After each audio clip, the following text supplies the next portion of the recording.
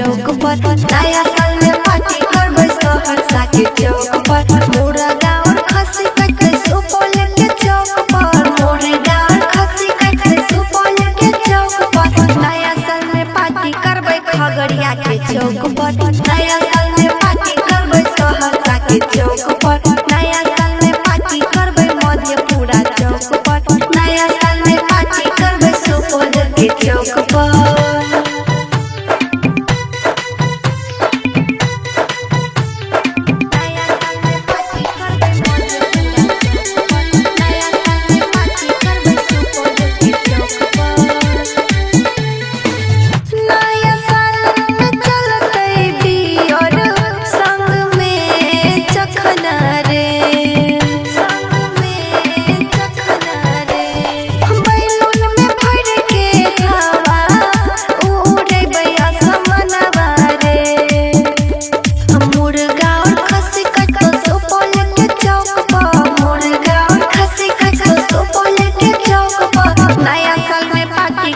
सहरसा के चौक पर नया साल में पार्टी करबै मधेपुरा चौक पर नया साल में पार्टी करबै सुपौल के चौक पर नया साल में पार्टी करबै दरभंगा चौक पर।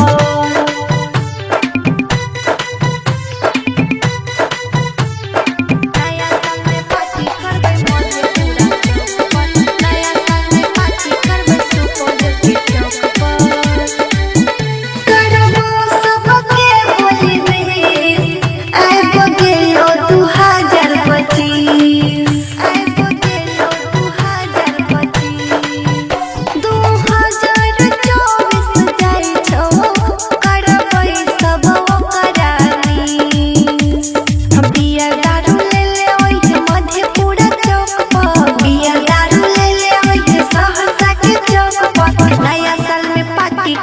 सहरसा के चौक पर नया साल में पार्टी करबै मधेपुरा चौक पर नया साल में पार्टी करबै सुपौल के चौक पर नया